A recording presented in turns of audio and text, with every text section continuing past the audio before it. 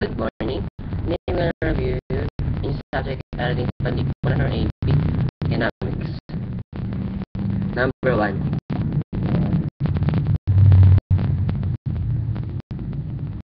Ang gawi at kilos sa mga producer ang pinag-aaralan sa bahaging ito.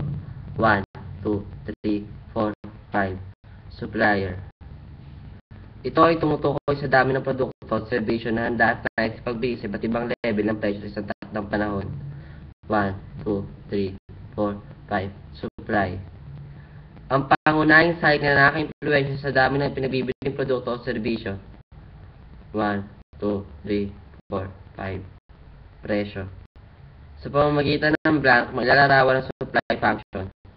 1, 2, 3, 4, 5. Mathematical equation. Ito ay ginagamitan ng dalawang variables, may mathematical equation. Ang blank ay naapektuhan ng anumang pagbabago ng presyo. 1, 2, 3, 4, 5. Bilang independent variable. 1, 2, 3, 4, 5.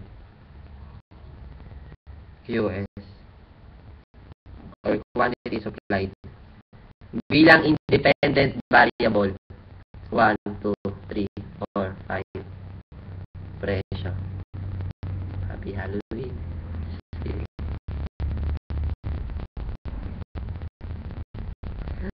Oh, this is going crazy.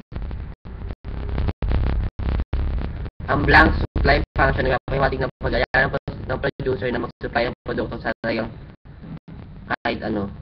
1, 2, 3, 4, 5. Negative sign. Ang blank ay nagpapakita ng relasyon ng presyo at supply. 1, 2, 3, 4, 5. Positive sign. Ang blank ay isang talahan na yan na nagpapakita ng dami ng produkto na handa at kayang pagbigay ng producer sa iba't ibang presyo sa isang takdang panahon. 1, 2, 3, 4, 5.